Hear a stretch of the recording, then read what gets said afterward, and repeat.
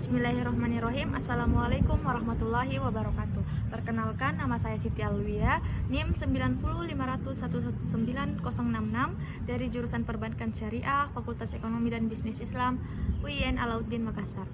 Baik, saya di sini akan mempresentasikan proposal saya yang berjudul Efektivitas Akad Tijara dalam Sistem Gadai di Pegadaian Syariah Unit Turatea Kabupaten Jeneponto. Baik, yang pertama latar belakang.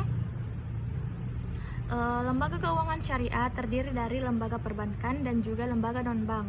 Lembaga keuangan kategori perbankan adalah lembaga yang memiliki tugas dan fungsi menghimpun dana dan menyalurkan dana tersebut kepada masyarakat baik berupa pembiayaan maupun dapat berbentuk pinjaman.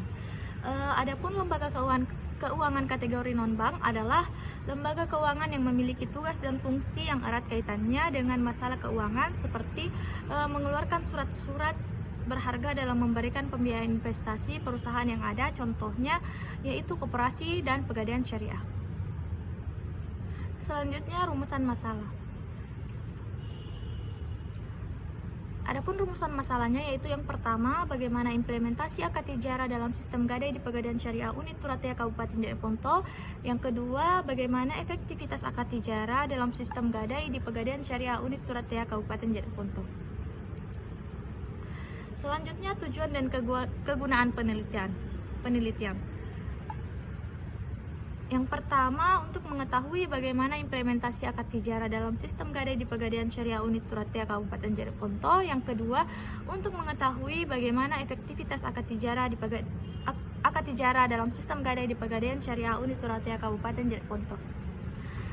Adapun kegunaan penelitian, yang pertama bagi perusahaan sebagai gambaran kinerja Lembaga Pegadaian Unit Pelayanan Syariah atau UPS Turatea Jeneponto tentang efektivitas akad tijara dalam sistem gadai di Pegadaian Syariah Unit Turatea.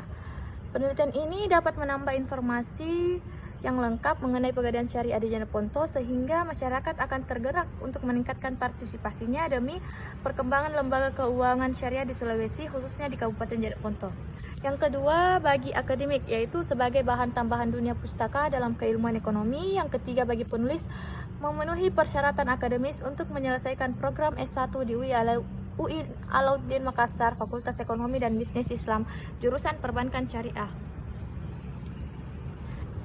Selanjutnya, kajian pustaka yang pertama dari Nur Fadilah tahun 2020, yaitu pelaksanaan akad tijara di Pegadaian Syariah Pinrang, di mana prosedur pelaksanaan akadnya, nasabah mendatangi Pegadaian Syariah sambil menyerahkan barang jaminan, kemudian barang ditaksir oleh pihak Pegadaian Syariah sebesar 92% dari harga taksiran barang. Yang kedua dari Siti Hijriah tahun 2022, di mana penerapan akad tijara dalam sistem gadai syariah di Pegadaian Syariah Cabang Hasanuddin, yaitu pemindahan hak guna atas barang dan jasa melalui pembayaran upah sewa tanpa diikuti dengan pemindahan kepemilikan atas barangnya sendiri.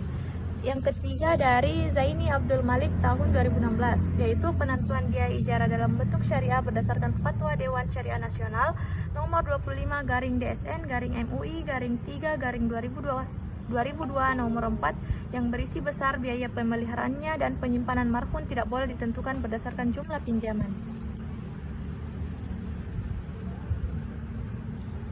Selanjutnya, tinjauan teoritis. Yang pertama, pengertian pegadaian syariah. Pegadaian adalah suatu bentuk lembaga keuangan non-bank yang diperuntukkan masyarakat luas berpenghasilan menengah ke bawah yang membutuhkan dana dalam waktu cepat. Dananya digunakan untuk kebutuhan seperti keadaan mendesak, misalnya biaya pendidikan anak bersekolah, biaya pengobatan, dan biaya menghadapi Lebaran Idul Fitri.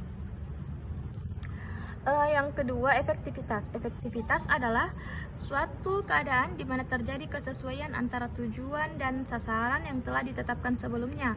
Dengan demikian, efektivitas lebih menekankan bagaimana hasil yang diinginkan itu tercapai sesuai dengan rencana yang telah ditentukan. Yang ketiga, akad ijarah. Ijarah adalah suatu jenis akad atau transaksi terhadap suatu manfaat yang dituju.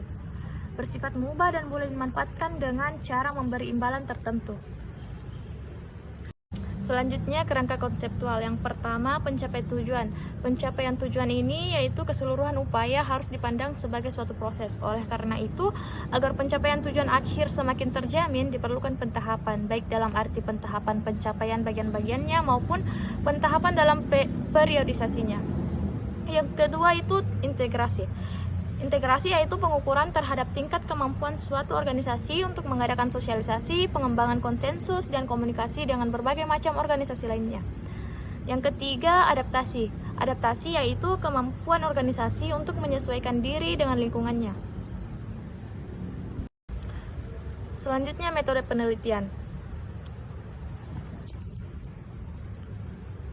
Yang pertama, jenis penelitian. Jenis penelitian yang saya gunakan yaitu penelitian kualitatif. Yang kedua, lokasi penelitian yaitu di PT Pegadaian Syariah Unit Turatea Kabupaten Jeneponto. Yang ketiga, pendekatan penelitian yaitu pendekatan fenomenologi. Dan yang keempat itu metode pengumpulan data yang saya gunakan yaitu observasi dan wawancara. Dan yang terakhir, instrumen penelitian yaitu yang pertama, handphone, alat tulis, buku, dan jurnal. Baik, sekian dari pemaparan materi proposal saya. Kurang dan lebihnya mohon dimaafkan. Wassalamualaikum warahmatullahi wabarakatuh.